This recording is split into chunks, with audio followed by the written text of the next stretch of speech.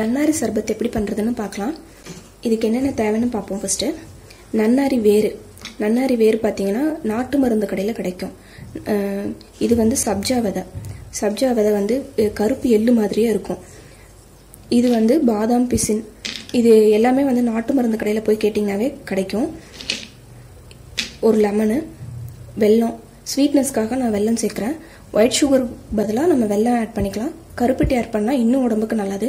White sugar தான் இருக்குது அப்படின்னா அதுவே யூஸ் பண்ணிக்கோங்க, ஒன்றும் ப்ராப்ளம் இல்லை. செம்பருத்தி பூ. செம்பருத்தி பூ வந்துட்டு நான் கலருக்காக எடுத்திருக்கேன். நம்ம வெளியில் நன்னாரி சர்பத் வாங்கணும்னு பார்த்தீங்கன்னா அதில் கலருக்காக எசன்ஸ் சேர்த்துருப்பாங்க. நம்ம நேச்சுரல் கலர் இருக்கணும் அப்படிங்கிறதுக்காக நம்ம செம்பருத்தி பூவை எடுத்திருக்கோம். இது வந்து கர்ப்பப்பை பிரச்சனை, முடி கொட்டுற பிரச்சனை, அதுக்கெல்லாம் நல்ல ஒரு தீர்வாக இருக்கும். இது நார்மலாகவே நம்ம அதிகமாக எடுத்துக்கலாம், ஒன்றும் பிரச்சனை கிடையாது. இப்போ நம்ம இது கலருக்காக எப்படி பண்ணுறதுன்னு காட்டுறேன். பாதாம் பிசின் வந்துட்டு நம்ம ஒரு 8 hours ஊற போடணும். இவ்வளோ எடுத்துக்கிட்டிங்கன்னா போதும், இதுவே நிறையா வரும். நம்ம இது ஒரு 8 hours ஊற போடணும். நிறைய தண்ணி விட்டு இது எப்படி ஒரு 8 hours ஊற வச்சுக்கோங்க.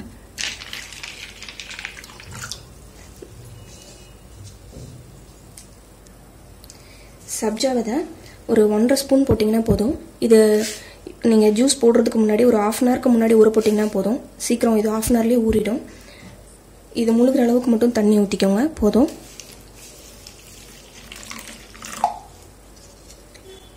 இது இவ்வளோ போட்டால் போதும், இதுவே உங்களுக்கு நிறையா வந்துடும். ஒரு கலக்கு விட்டுட்டு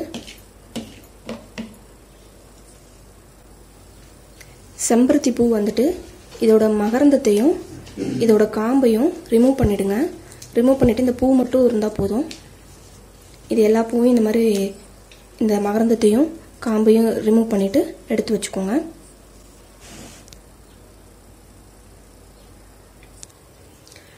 நன்னாரி வேர் வந்துட்டு இங்கே பார்த்தீங்கன்னா இப்படி பிக்கலாம். இது பிச்சுட்டு இந்த நம்ம உள்ளே இருக்க இந்த மாதிரி வேர் இருக்கும். இந்த மாதிரி வேரை யூஸ் பண்ணக்கூடாது, அதோட பட்டையை தான் நம்ம யூஸ் பண்ணணும். இப்படி பாருங்கள், இப்படி பிஞ்சு வரும். நல்லா காஞ்சிருக்கணும், அப்போ தான் வந்துட்டு மேலே இருக்க தோலெல்லாம் பிரிஞ்சு வரும். இல்லைன்னா உங்களுக்கு பிரிஞ்சு வராது அவ்வளோக்கா. இப்படி பிரிஞ்சு வரல அப்படின்னா நீங்கள் வந்து ஒரு உரலில் போட்டு நல்லா இடிச்சிட்டு அப்புறம் கூட பிச்சுக்கலாம். இங்கே பாருங்கள், இந்த மாதிரி இந்த மேலே இருக்க தோல் தான் நம்ம யூஸ் பண்ணுவோம். உள்ளே இருக்க அந்த வேர் வந்துட்டு நம்ம யூஸ் பண்ணக்கூடாது. இந்த மாதிரி பிரிஞ்சு வந்துடும்.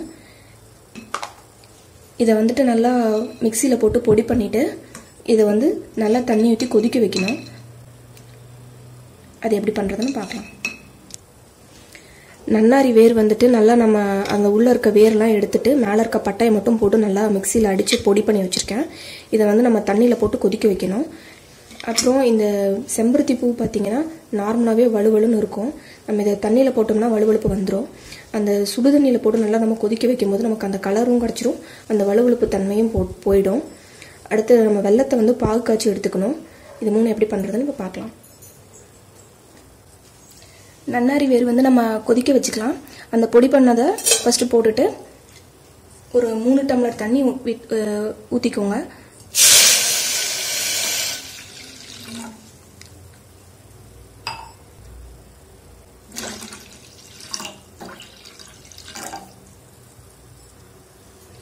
இந்த நன்னாரி வேர் பொடி வந்துட்டு நல்லா கொதிக்கணும்.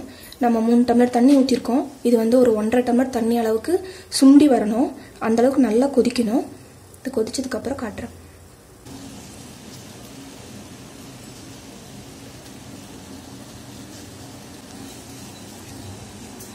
இது நல்லா தண்ணி கொதிச்சு சுண்டிடுச்சு பாருங்கள். இப்போ நம்ம இதை ஆஃப் பண்ணி இறக்கிடலாம். இதை அப்படியே மூடி வச்சுருங்க ஒரு 5 hours. இதில் இருக்க எசன்ஸ்லாம் அப்போ தான் இறங்கும். நம்ம இப்போ செம்பருத்தி பூவை வந்து தண்ணியில் கொதிக்க வச்சுக்கலாம். ஒரு டம்ளர் தண்ணி ஊற்றி நல்லா கொதிக்க வச்சு சூடு பண்ணியிருக்கேன். இப்போ நம்ம வந்து இந்த பூ உள்ளே போட்டுடலாம். இது வந்து ஒரு 2-3 நிமிஷம் வேக வச்சிங்கனாவே போதும். சீக்கிரமாகவே கலர் சேஞ்ச் ஆயிரும்.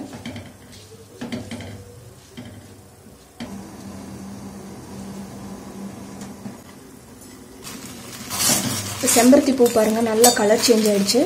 இதோட எசன்ஸ்லாம் இறங்கிடுச்சு. நம்ம இதை இப்போ எடுத்து வச்சுக்கலாம். இப்போ செம்பருத்தி பூ எசன்ஸ் நமக்கு ரெடி ஆகிடுச்சு. அந்த பூவை வடிகட்டிட்டு அந்த வாட்டர் மட்டும் எடுத்து வச்சுருக்கேன். நம்ம இப்போ வெள்ளைப்பாகு காய்ச்சிக்கலாம். வெள்ளைப்பாகு காய்ச்சிருக்கு. ஒரு டம்ளர் தண்ணி ஊற்றி சுட வச்சுருக்கேன். இப்போ நம்ம இதில் வெள்ளம் ஆட் பண்ணிக்கலாம்.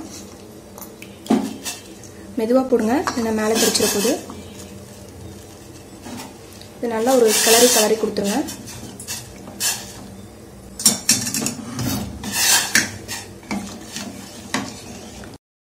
பாகு காய்ச்சும் போதே ஒரு ஏலக்காய் அந்த தோல் இல்லாமல் வெறும் கொட்டை மட்டும் போட்டுருங்க. அந்த ஏலக்காய் ஃப்ளேவர் நல்லாயிருக்கும், இந்த ஸ்மெல்லும் நல்லாயிருக்கும். வெள்ளைப்பாகு இப்போ நமக்கு ரெடி ஆயிடுச்சு. இதை நம்ம எடுத்து ஆற வச்சிடலாம். நன்னாரி வேரை வந்து நம்ம பொடி பண்ணி நல்லா கொதிக்க வச்சுருந்தோம் இல்லைங்களா? இது பார்த்திங்கன்னா நல்லா எசன்ஸ் எல்லாம் நல்லா இறங்கிடுச்சு. இப்போ நம்ம இதை வடிகட்டிட்டு நன்னாரி சர்பத் எப்படி பண்ணுறதுன்னு பார்க்கலாம்.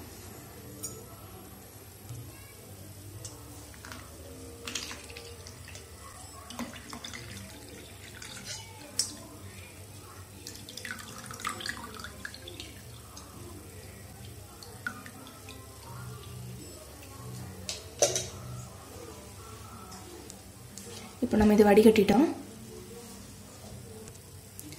சப்ஜாவதை நம்ம 1.5 ஸ்பூன் தான் அதில் போட்டு ஊற வச்சுருந்தோம். இது பாருங்கள், இப்போது 1/2 அன் ஹவரில் எவ்வளோ இது வந்திருக்குன்னு பாருங்கள்.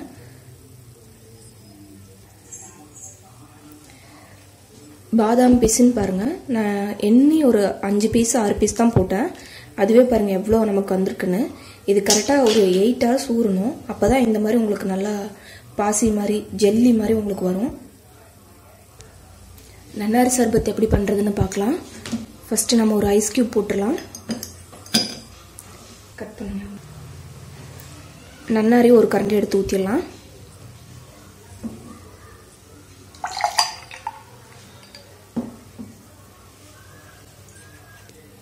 ஒரு 1/2 லெமனை நம்ம புழிஞ்சு விட்டுடலாம்.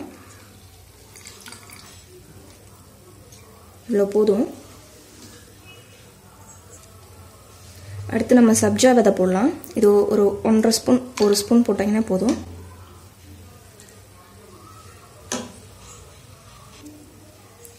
நம்ம செம்பருத்தி பூ வந்துட்டு கலருக்காக கொதிக்க வச்சுருந்தோம் இல்லைங்களா? அந்த வடிகட்டி வச்சுருக்க தண்ணியை இதில் ஆட் பண்ணிக்கலாம். இது அந்த பாருங்கள் கலருக்காக ஊற்றுறது. ஒரு ரெட்டிஷ் கலர் ஆயிடுச்சு பாருங்கள்.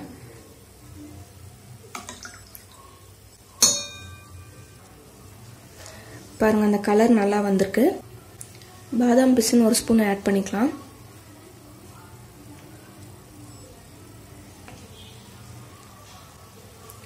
வெள்ளைப்பாகு ஸ்வீட்டுக்காக நம்ம ஆட் பண்ணிக்கலாம்.